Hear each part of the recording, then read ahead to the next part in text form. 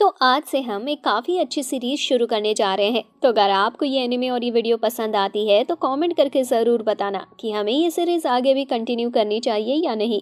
तो कहानी की शुरुआत होती है और हम देखते हैं गॉड खुद हमारी कहानी के हीरो टोया से माफ़ी मांग रहे होते हैं क्योंकि उनकी एक गलती की वजह से टोया की जान जा चुकी थी। हालांकि टोया इससे ज्यादा परेशान नहीं लग रहा था और वो गॉड को माफ भी कर देता है। साथ ही टोया को ये सब सच भी नहीं लग रहा था और वो सोच रहा होता है कि शायद अभी उसकी नींद से आंख खुलेगी और वो वापस अपनी जॉब पर चला जाएगा, पर ये सब सपना नहीं था। फिर टोया गॉड से पूछता है कि अब वो सच में मर चुका है तो उसके साथ क्या होने वाला है, जिस पर गॉड बताते हैं कि वो अपनी गलती सुधारने के लिए उसे वापस जिंदा करने वाले हैं। पर गॉड टोया को बताते हैं कि वो उसे उसी वर्ल्ड में नहीं भेज सकते जिससे टोया आया है, इसलिए उन्होंने टोया के लिए एक दूसरा वर्ल्ड ढूंढ लिया है। टोया कोई शिकायत नहीं करता और इसके लिए भी मान जाता है। फिर गॉड उससे पूछते हैं कि क्या कोई ऐसी चीज़ है जो वो उनसे मांगना चाहता है, जिस पर टोया पूछता है कि क्या वो अपना फ़ोन दूसरे वर्ल्ड में ले जा सकता है। इस पर गॉड थोड़े हैरान होते हैं। फिर टोया कहने लगता है कि वो कितनी पागल वाली बात कर रहा है, वो तो दूसरे वर्ल्ड में अपना फ़ोन चार्ज भी नहीं कर पाएगा। पर गॉड उसे बताते हैं कि चार्ज करना उसके लिए मुश्किल नहीं होगा क्योंकि वो मैजिक से भी चार्ज कर सकता है। यह सुनकर टोया काफ़ी हैरान होता है कि वो अपने नए वर्ल्ड में मैजिक का भी यूज़ कर सकता है। जिसके बाद टोया नींद से उठता है और वो अपने नए वर्ल्ड में आ चुका था। टोया एक रास्ता देखता है और सोचता है कि अगर वो इसी रास्ते पर चलता रहे तो जरूर किसी सिटी तक पहुंच ही जाएगा। पर तभी टोया के पास गॉड का एक कॉल आता है और वो उसे बताते हैं कि उन्होंने टोया के फोन पर मैप इस वर्ल्ड के हिसाब से चेंज कर दिया है, तो उसे कहीं भी भटकने की जरूरत नहीं है। जिस पर टोया गॉड को थैंक्स करता है। फिर टोया मैप की मदद से अपने सबसे पास वाली सिटी की तरफ जाने लगता है। तभी एक गाड़ी भी टोया के पास से जाती है, पर थोड़ा आगे जाते ही वो गाड़ी रुक भी जाती है और उसमें से एक आदमी बाहर आकर टोया से कहता है कि वो उसके कपड़ों के बदले उसे कोई भी कीमत देने के लिए तैयार है। टोया ये देखकर काफी खुश होता है कि इस वर्ल्ड में भी उसके जैसे ही भाषा बोली जाती है। फिर टोया एक सिटी में आ जाता है जहाँ वो आदमी टोया को उसके कपड़ों के बदले में कॉइन देता है और उसे पहनने के लिए नए कपड़े भी देता है। फिर टोया उस आदमी से कुछ टाइम रहने के लिए किसी होटल का पता पूछता है, जिस पर वो आदमी एक अच्छे होटल का रास्ता बता देता है।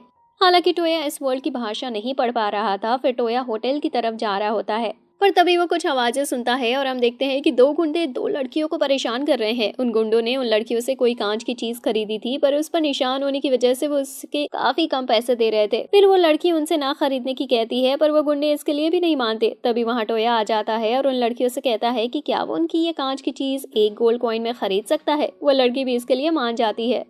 तभी टोया उस चीज को तोड़ देता है। ये देखकर वो गुंडे काफी गुस्से में आ जाते हैं और टोया कहता है कि वो अपनी चीज के साथ कुछ भी कर सकता है। फिर वो गुंडे टोया पर अटैक करने लगते हैं। तभी हम पास्ट का सीन देखते हैं जहां गॉड टोया को काफी सारे पावर्स दे रहे होते हैं, जिससे कोई भी आसानी से टोया को हरा ना सके। अब टोया काफी आसानी से उन दोनों गुंडों को हरा देता है। अब टोया उस लड़की को एक गोल्ड कॉइन दे देता है। फिर वो लड़की टोया को थैंक्स करती है उनकी मदद करने के लिए और अपना नाम एलिस बताती है और साथ ही उसकी छोटी बहन है जिसका नाम है लिन। फिर टोया उन्हें बताता है कि वो सिल्वर मून होटल को ढूंढ रहा है, जिस पर लिन कहती है कि वो दोनों भी उसी होटल में रह रहे हैं। जिसके बाद वो दोनों बहनें टोया को होटल ले आती हैं। फिर टोया एक महीने के लिए रूम बुक कर लेता है। टोया दोनों लड़कियों के साथ बैठकर बात कर रहा होता है। तभी वो दोनों तय करती हैं कि वो गिल्ड ज्वाइन करके पैसे कमाएंगी क्योंकि वो काम इस काम से काफी आसान होगा। जिस पर टोया कहता है कि क्या वो भी उनके साथ चल सकता है क्योंकि वो भी कोई जॉब ढूंढ रहा है। एलिस भी इसके लिए मान जाती है और टोया से कहती है कि वो कल सुबह उनके साथ चल सकता है। नेक्स्ट डे वो तीनों गिल्ड आ जाते हैं और अपने लिए अच्छा मिशन ढूंढने लगते हैं, पर टोया कुछ भी पढ़ नहीं पा रहा था जो कुछ भी वहाँ लिखा था। फिर एलिस टोया से पूछती है कि क्या उसे कोई अच्छी जॉब दिख रही है, पर टोया उसे बताता है कि उसे कुछ भी अच्छे से समझ आ नहीं रहा। जिस पर एलिस कहती है कि क्या सच में वो कुछ पढ़ नहीं सकता। टोया शर्माते हुए हाँ करता है। फिर वो कुछ वुल्फ को मारने का मिशन ले लेते हैं और टोया अपने लिए एक स्वॉर्ड खरीद लेता है जिससे उसे मदद मिलेगी। फिर वो तीनों फॉरेस्ट में आ जाते हैं और सभी वुल्फ को मारने लगते हैं। कुछ ही देर में वो आसानी से सारे वुल्फ को मार भी देते हैं। फिर वो गिल्ड वापस आते हैं और मिशन पूरा करने के लिए उन्हें 18 कॉपर कॉइन दिए जाते हैं। जिसके बाद तीनों वापस होटल आ जाते हैं और एलिस टोया का थैंक्स करती है उनके साथ चलने के लिए क्योंकि उसकी मदद से उनका मिशन काफी ज्यादा आसान बन गया। फिर टोया उनसे एक मदद मांगता है और कहता है कि क्या वो उसे पढ़ना और लिखना सिखा सकते हैं क्योंकि बिना इसलिए उसे काफ़ी दिक्कतें हो रही हैं। जिस पर एलिस कहती है कि लिन उसे सिखा सकती है क्योंकि वो मज़े के लिए भी बच्चों को पढ़ाती रहती है। यह सुनकर टोया काफ़ी खुश होता है। फिर टोया लिन से उसे मैजिक भी सिखाने की कहता है क्योंकि वो मैजिक भी ट्राई करना चाहता है। जिस पर लिन उसे बताती है कि हर कोई मैजिक नहीं यूज़ कर सकता। टोया को पहले अपना एप्टीट्यूड चेक करना होगा जिससे उन्हें पता चलेगा कि वो कौन सा मैजिक यूज़ कर सकता है, और जिसके बाद कोई एप्टीट्यूड नहीं होता वो कभी भी मैजिक यूज़ नहीं कर सकता चाहे वो कितनी भी कोशिश कर ले। फिर लिन 7 स्पेल स्टोन टोया के सामने रखती है और बताती है कि इनकी मदद से उन्हें पता चल सकता है कि टोया कौन सा मैजिक यूज़ कर सकता है।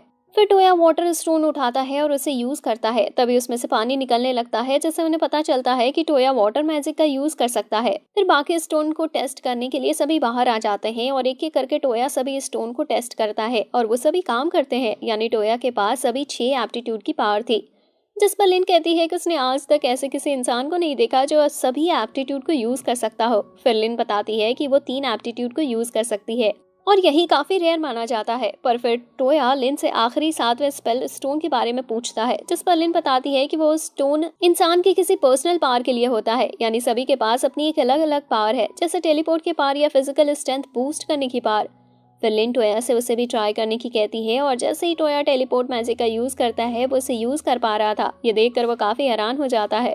टेलीपोर्ट मैजिक की मदद से टोया, लिन और एलिस उसी जगह पर पहुंच जाते हैं जहां उन्होंने वुल्फ को मारा था। फिर लिन बताती है कि टेलीपोर्ट मैजिक की मदद से वो सिर्फ उन्हीं जगह पर जा सकते हैं जहां वो पहले से गए हो। ये देखकर ही टोया सभी एबिलिटी को यूज कर सकता था। एलिस और लिन उससे काफी इम्प्रेस थी, पर टोया सोचता है कि वो ये सब सिर्फ इस वजह से कर पा रहा है क्योंकि गॉड ने उसे ये पावर दी है।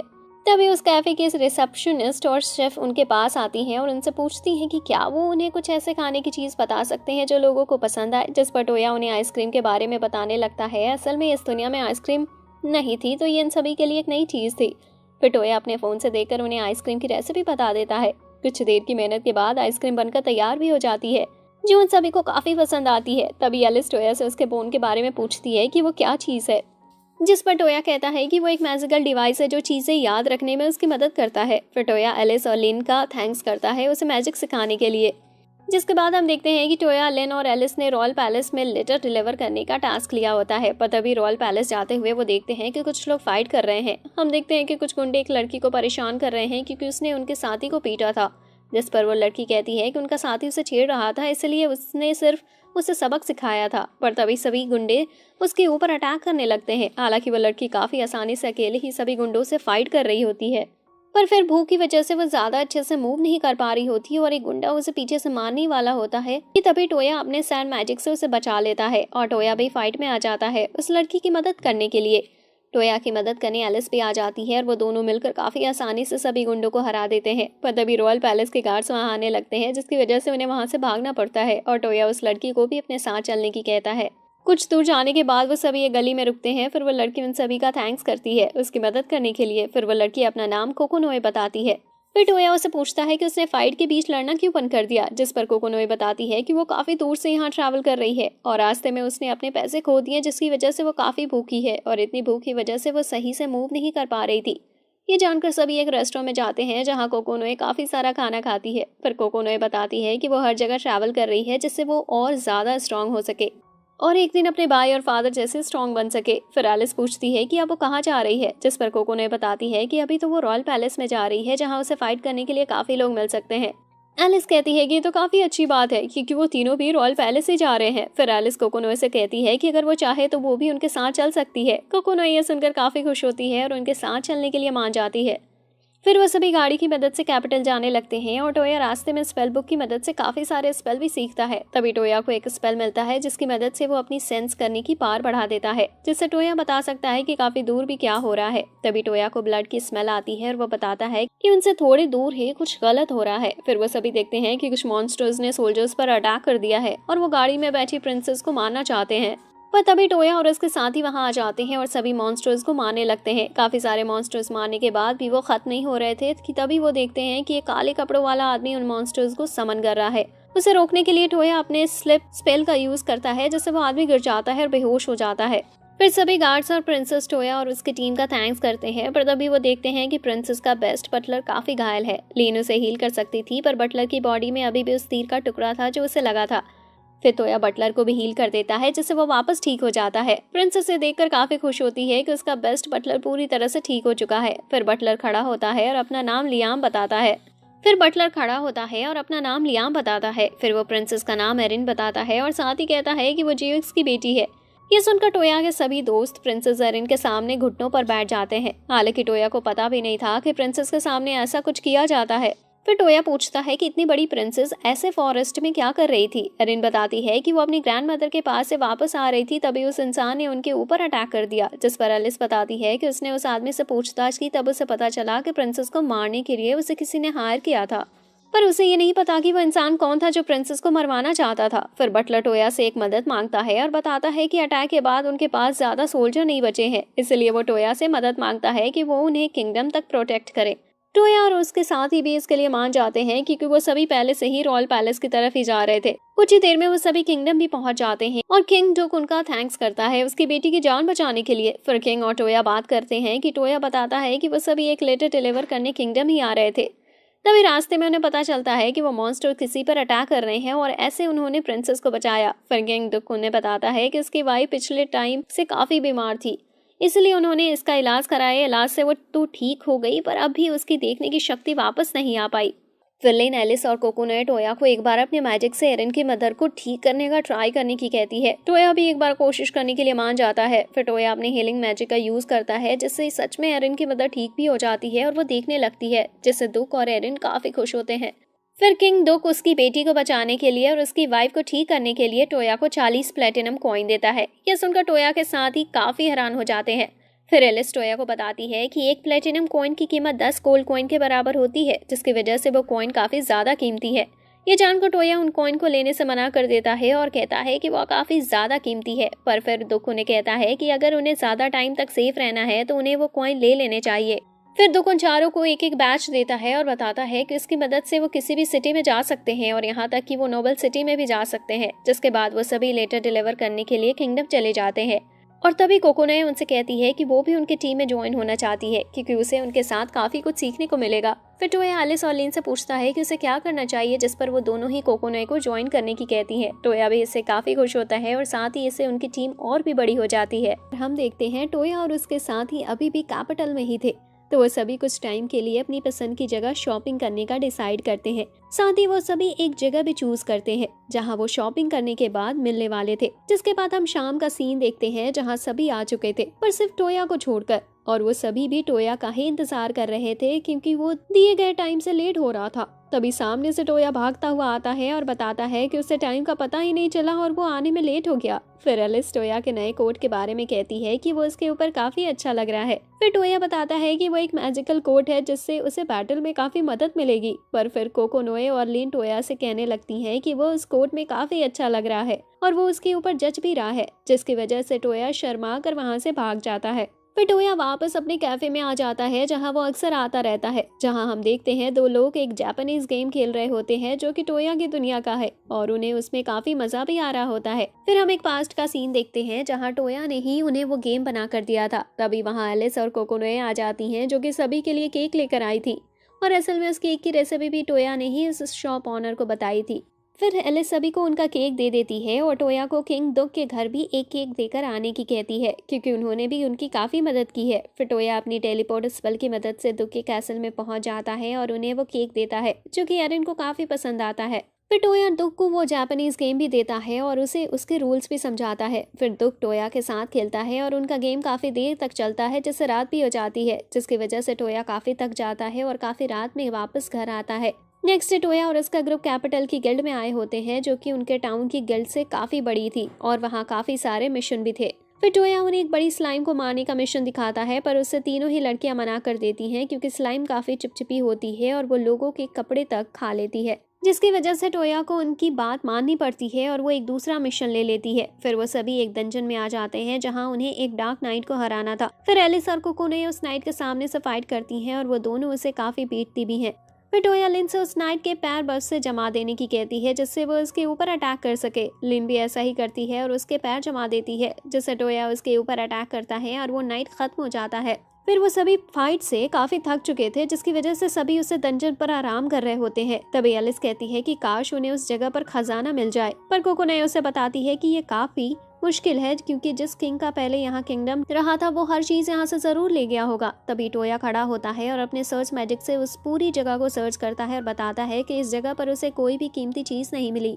लेकिन फिर लिन टोया से कहती है कि उसे कीमती चीजों की जगह हिस्टोरिक चीज ढूंढनी चाहिए, जिससे फिर हो सकता है टोया को कुछ अच्छा मिल सके। टोया भी ऐसा ही करता है और वापस सर्च में लग जाता है। तभी टोया बताता है कि उसे कुछ मिला है। यह सुनकर तीनों लड़कियां काफी खुश हो जाती हैं और टोया बताता है वो चीज आगे जाकर है और वो काफी बड़ी भी है। फिर टोया सभी के साथ उसी रास्ते से जाने लगता है जो उसने देखा था, जिससे वो चारों एक गुफा में आ जाते हैं। तभी वो दीवार पर काफी सारे चित्र देखते हैं और लिन तक भी वो लैंग्वेज नहीं पढ़ पा रही थी, जिसकी वजह से टोया उसकी फोटो खींच लेता है, क्योंकि हो सकता था कि आगे चलकर वो उनके काम आए। कुछ आगे जाने के बाद उन्हें एक अर्थ स्टोन दिखता है। लिन बताती है कि हो सकता है कि उसमें माना डालने के बाद कुछ हो। फिर एलिस टोया को उसमें माना डालने की कहती है, क्योंकि उन सभी में सिर्फ उसके पास ही सबसे ज्यादा माना था। टोया एलिस की बात मान लेता है और उस स्टोन में कुछ माना डाल देता है, पर तभी उन्हें कुछ झटके महसूस होते हैं और तभी उनके सामने एक गेट खुल जाता है। फिर अंदर जाने के बाद उन्हें एक बड़ा सा गोल ग्लास मिलता है, पर टोया उसके ऊपर नहीं देख पा रहा था कि क्या था। पर तभी अपने आप लिन का लाइट स्पेल कम होने लगता है और उसे समझ भी नहीं आ रहा था कि ये हो क्या रहा है।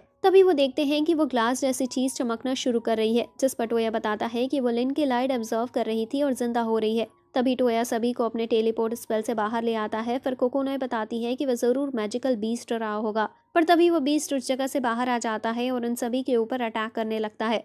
फिर लिन उसके ऊपर फायर से अटैक करती है, पर वो लिन का फायर मैजिक भी अब्सॉर्ब कर लेता है जिससे और वो ज्यादा स्ट्रॉन्ग बन जाता है। कोकोनोए बीस्ट पर अपनी स्वॉर्ड से अटैक करती है, जिससे सिर्फ एक छोटा सा निशान आता है। फिर एलिस भी बीस्ट पर पंच मारती है और उससे एलिस को ही झटका लगता है। अब टोया लिन को बताता है कि वो बीस्ट सिर्फ उसकी मैजिक को ऑब्जर्व कर सकता है, जिसमें डायरेक्ट मैजिक का यूज हो रहा है। फिर लिन एक काफी बड़ी आइस बनाती है और उस बीस्ट पर मार देती है, जिससे वो बीस्ट गिर जाता है। तभी एलिस आकर उस बीस्ट के पैर तोड़ देती है, जिससे सभी खुश होने लगते हैं कि उन्होंने उसे हरा दिया।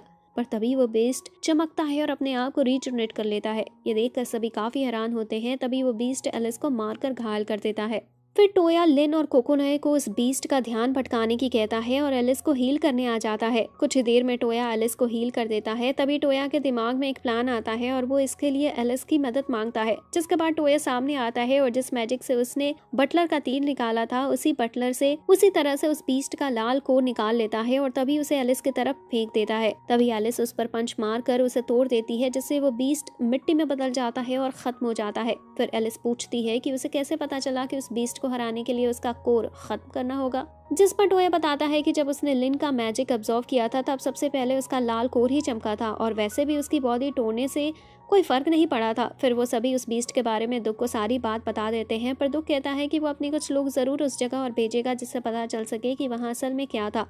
पर टोया बताता है कि अब वो जगह पूरी तरह से टूट चुकी है, पर उसके पास उस जगह की फोटो है। टोया की खींची फोटो देखकर दुख काफी हैरान होता है और कहता है कि ये मैजिक तो काफी शानदार है। फिर टोया बताता है कि वो उस फोटो की कुछ कॉपी भी उसे दे सकता है, पर इसमें थोड़ा टाइम लगेगा। दुख भी इसके लिए मान जाता है और टोया से कहता है कि शायद आगे चलकर उसे काफी मदद की जरूरत पड़ सकती है। नेक्स्ट टोया वापस दुख के कैसल में आता है फोटो की कॉपी देने पर। तभी वो देखता है कि दुख कहीं जा रहा है। तभी दुख टोया को कहता है कि उसकी मदद चाहिए, किसी ने उसके बड़े भाई को जहर दे दिया है। फिर दुख टोया के साथ अपने बड़े भाई से मिलने जाने लगता है और जाते हुए दुख टोया को बताता है कि किसी ने उसके खाने में उसे जहर दे दिया है और टोया को अपने हीलिंग स्पेल की मदद से उसे ठीक करना है। फिर टोया और दुख किंग के पास पहुंच जाते हैं और तभी टोया अपने रिकवरी स्पेल की मदद से किंग को वापस ठीक कर देता है। सभी देखकर काफी हैरान हो जाते हैं कि टोया रिकवरी स्पेल का यूज कर सकता है, क्योंकि वो स्पेल काफी साल पहले ही गायब हो चुका है। फिर किंग और सभी टोया की मदद के लिए थैंक्स करते हैं और किंग का जनरल बताता है कि जरूर किंग की वाइन में ही जहर रहा होगा, क्योंकि वाइन पीने के बाद ही किंग जमीन पर गिर गए। टोया भी इस मामले में तहकीकात करता है और उसे अपने सर्च मैजिक से पता चल जाता है कि किंग को जहर किसने दिया था। फिर टोया सभी लोगों को एक रूम में बुलाता है और किंग की क्लास में एक आदमी को वाइन पीने की कहता है, पर इससे वो आदमी काफी घबरा जाता है और मना करने लगता है। पर जनरल उसे जबरदस्ती वाइन पिला देता है, जिससे वो आदमी कहता है कि कोई उसकी मदद करो वरना वो मर जाएगा। पर तभी टोया उसे बताता है कि उसने ग्लास का जहर पहले ही साफ कर दिया। फिर टोया उसे पूछता है कि उसे कैसे पता कि ग्लास में ही जहर था। तभी वो आदमी वहां से भागने लगता है, पर टोया अपने स्लिप मैजिक से उसे वहीं गिरा देता है। फिर टोया सभी को बताता है कि इस आदमी ने वाइन में नहीं बल्कि किंग की ग्लास में जहर डाला था। अब ये सब देखने के बाद प्रिंसेस यूमिना काफी ज्यादा इम्प्रेस दिख रही थी टोया से। फिर सभी बात कर रहे होते हैं, पर तभी यूमिना खड़ी होती है और सभी से कहती है कि वो टोया से ही शादी करना चाहती है। ये सुनकर टोया काफी हैरान हो जाता है। फिर किंग यूमिना से पूछते हैं कि उसे सिर्फ टोया से ही शादी क्यों करनी है, जिस पर यूमिना बताती है कि टोया काफी साफ दिल का है और वो हमेशा सभी को खुश रखने की ही सोचता है। अब किंग और क्वीन दोनों ही शादी के लिए मान जाते हैं, पर टोया काफी शौक था। फिर टोया कहता है कि क्या अभी शादी के लिए काफी जल्दी नहीं हो जाएगी, पर किंग उसे बताते हैं कि रॉयल फैमिली में ये आम है कि लड़की 12 साल की उम्र तक अपना हस्बैंड ढूंढ ले और 15 तक शादी कर ले। पर फिर यमुना टोया से कहती है कि अगर वो उसे पसंद ना करता हो तो वो बोल सकता है, पर टोया कहता है कि ऐसी बात नहीं है, फिर टोया बताता है कि उसकी कंट्री में लोग 18 के होने के बाद ही शादी करते हैं, जिस पर किंग उससे पूछते हैं कि वो अभी कितने साल का है। टोया बताता है कि वो अभी 16 साल का होने वाला है। पर किंग कहते हैं कि टोया 2 साल उनकी बेटी के साथ रह सकता है, जिससे वो एक दूसरे को सही तरह से पहचान पाएंगे। हालांकि टोया को कुछ समझ नहीं आ रहा था कि ये हो क्या रहा है। जिसके बाद टोया वापस घर जाता है और वो यूमिना के साथ था, जिस पर उसके साथी उसे कहते हैं कि वो सिर्फ 6 घंटे के लिए कहीं गया था और उसकी एंगेजमेंट भी हो गई। फिर यूमिना सभी से कहती है कि वो भी गिल्ड में ज्वाइन होना चाहती है, जिससे वो भी उनके साथ चल सके। हालांकि टोया उसे रोकने की कोशिश करता है क्योंकि गिल्ड की जॉब काफी मुश्किल होती है, पर यूमिना नहीं मानती। फिर वो सभी मिशन को पूरा करने फॉरेस्ट में आ जाते हैं और यूमिना भी उनके साथ ही थी। फिर यूमिना कुछ डॉग्स को समन करती है जिससे वो उन गोरिल्ला को ढूंढ पाए जिन्हें वो मारने आए थे। टोया यूमिना के समन मैजिक को देखकर काफी इम्प्रेस होता है। कुछ ही देर में वो डॉग्स काफी सारे व्हाइट गोरिल्ला उनकी तरफ ले आते हैं, जिन्हें वो सभी मिलकर काफी आसानी से हरा देते हैं। फिर यूमिना सभी से पूछती है कि उसने फाइट में ऐसा क्या किया, जिस पर सभी उसकी तारीफ करते हैं क्योंकि वो मैजिक में काफी अच्छी है। फिर टोया कहता है कि अब इस ग्रुप में 4 लड़कियां हो गई हैं और वो अकेला लड़का है। एलिस पूछती है कि इससे क्या दिक्कत है। टोया उन्हें बताता है कि वो अकेला लड़का है, जिसकी वजह से सभी उन्हें हमेशा घूरते हैं क्योंकि सभी उनसे जलते हैं क्योंकि वो अकेला लड़का और 4 सुपर क्यूट लड़कियां उसके साथ घूम रही होती हैं। ये सुनकर सभी काफी शर्मा जाती हैं। फिर टोया और बाकी सभी घर आ जाते हैं और यूमिना टोया को समनिंग मैजिक सिखा रही होती है। फिर टोया समन करता है और उसकी पहली बार में ही व्हाइट टाइगर आता है। यूमिना बताती है कि ये सबसे स्ट्रॉन्ग बीस्ट है जो समन हो सकता है और साथ ही ये कोई आम टाइगर नहीं है बल्कि ये एक हेवनली टाइगर है। फिर यूमिना टोया को उस बीस्ट के साथ कॉन्ट्रैक्ट बनाने की कहती है। बीस्ट टोया से उसका मैजिक दिखाने की कहता है और अगर टोया का मैजिक स्ट्रॉन्ग नहीं हो रहा है तो वो उसे मार देगा। फिर टोया उसके सर पर हाथ रखता है और अपना मैजिक दिखाता है। टोया का मैजिक इतना स्ट्रॉन्ग था कि वो बीस्ट बेहोश हो जाता है। कुछ ही देर बाद हम देखते हैं कि वो व्हाइट टाइगर टोया के साथ कॉन्ट्रैक्ट करने के लिए मान चुका था। फिर व्हाइट टाइगर टोया को उस एक नाम देने की कहता है क्योंकि मास्टर ही अपने बीस्ट को नाम देते हैं। टोया थोड़ा सोचता है और उससे कोहाकू नाम देता है। व्हाइट टाइगर को भी ये नाम काफी पसंद आता है। फिर वो टोया से कहता है कि वो हमेशा उसकी साइड रहना चाहता है। फिर टोया कहता है कि वो ऐसे टाउन में एक बड़े टाइगर के साथ नहीं घूम सकता, जिसके लिए कोहाकू अपनी फॉर्म चेंज कर लेता है और एक प्यारे से किटी में बदल जाता है। यूमिना उसे पकड़ लेती है क्योंकि वो काफी प्यारा दिख रहा था। तभी बाकी लड़कियां भी आ जाती हैं और कोहाकू के साथ खेलने लगती हैं क्योंकि वो सभी को काफी प्यारा लग रहा था। हम देखते हैं टोया और उसका ग्रुप एक मिशन पर जा रहे होते हैं। हालांकि उसके ग्रुप की कोई भी लड़की ज्यादा खुश नहीं दिख रही थी।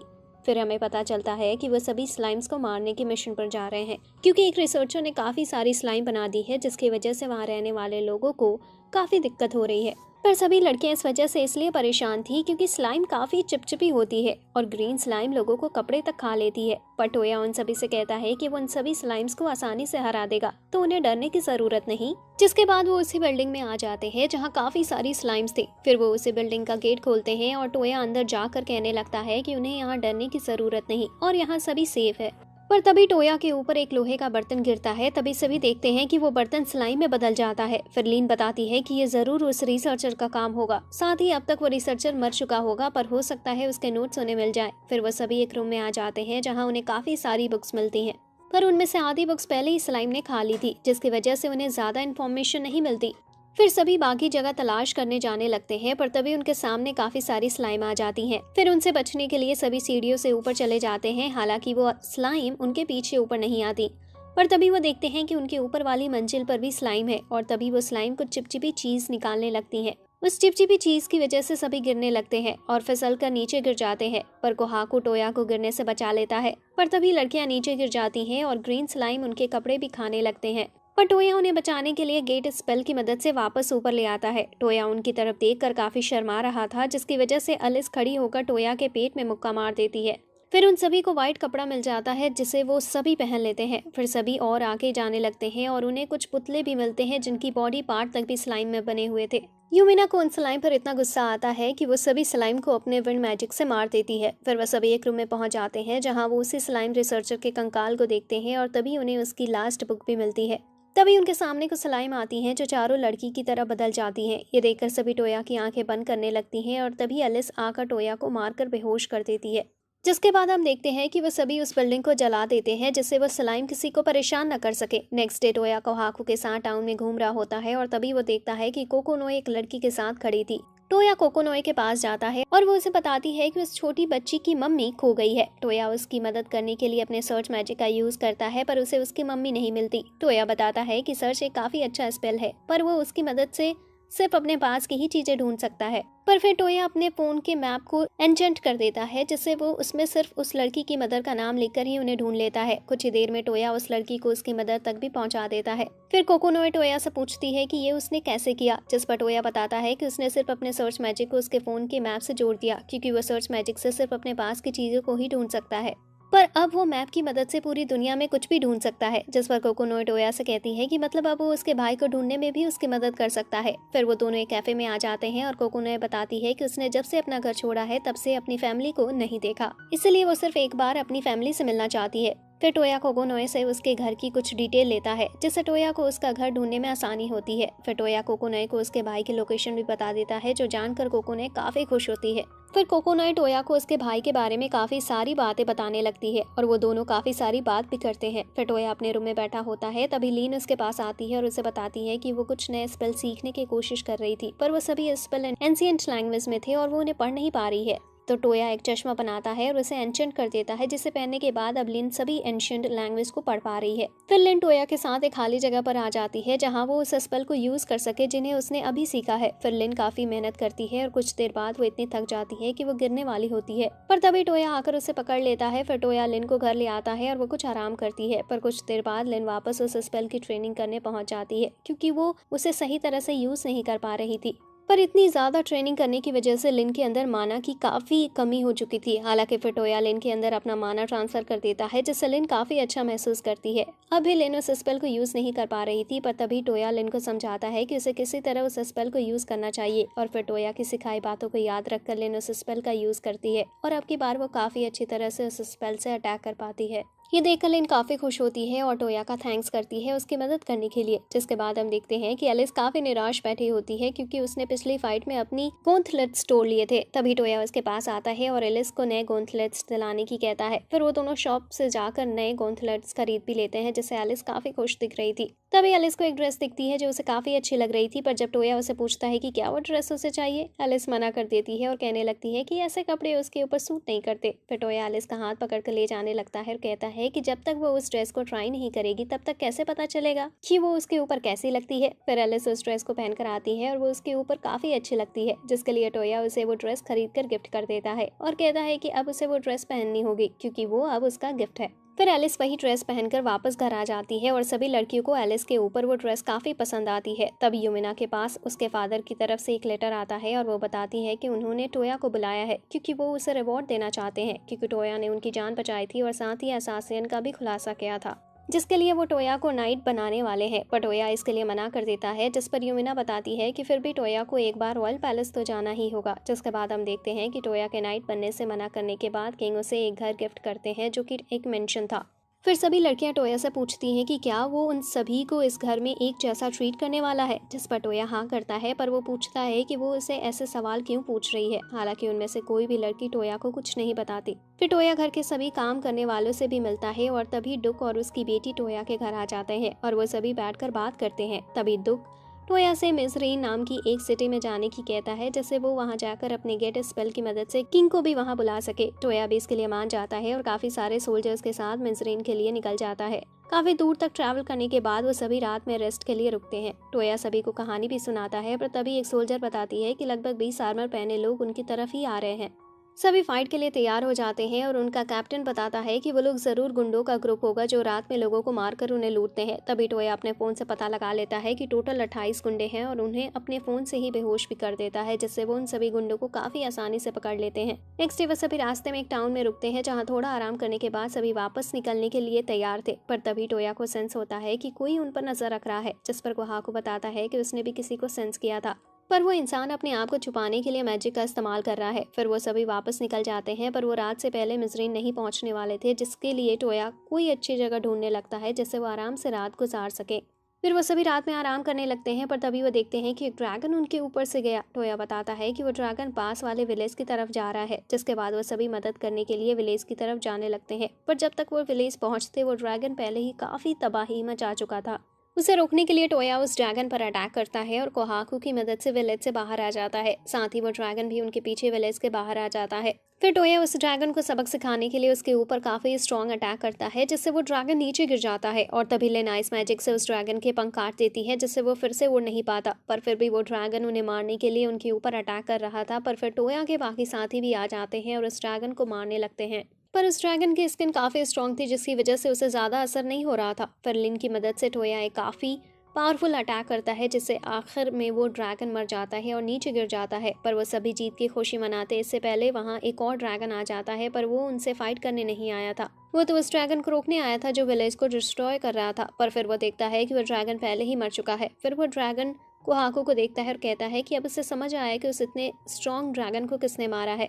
पर कोहाकू से बताता है कि उस ड्रैगन को उसने नहीं बल्कि उसके मास्टर ने मारा है। यह सुनकर वो ड्रैगन काफी हैरान हो जाता है और कहता है कि इंसान नहीं देखा जिसने एक इतने स्ट्रॉन्ग ड्रैगन को मारा हो, और साथ ही उस इंसान ने व्हाइट टाइगर के साथ कॉन्ट्रैक्ट भी बना रखा हो।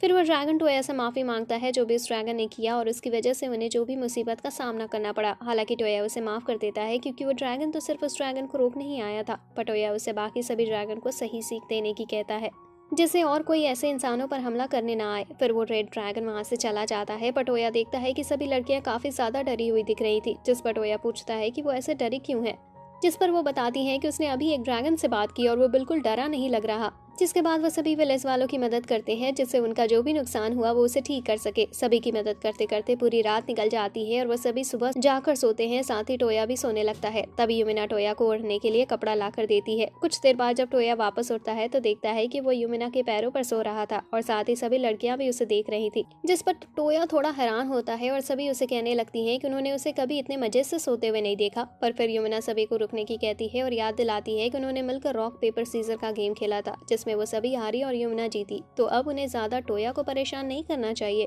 हालांकि टोया को ये बातें बिल्कुल समझ नहीं आती और वो कोहाकू से पूछता है कि ये सभी किस बारे में बात कर रही हैं। पर कोहाकू भी कहता है कि उसे खुद भी कुछ खास समझ नहीं आ रहा। तो अब इस वीडियो का यहीं एंड होता है। अगर आपको ये वीडियो अच्छी लगी हो तो वीडियो को लाइक करें, चैनल को सब्सक्राइब करें। यहाँ तक देखने के लिए आपका बहुत बहुत शुक्रिया।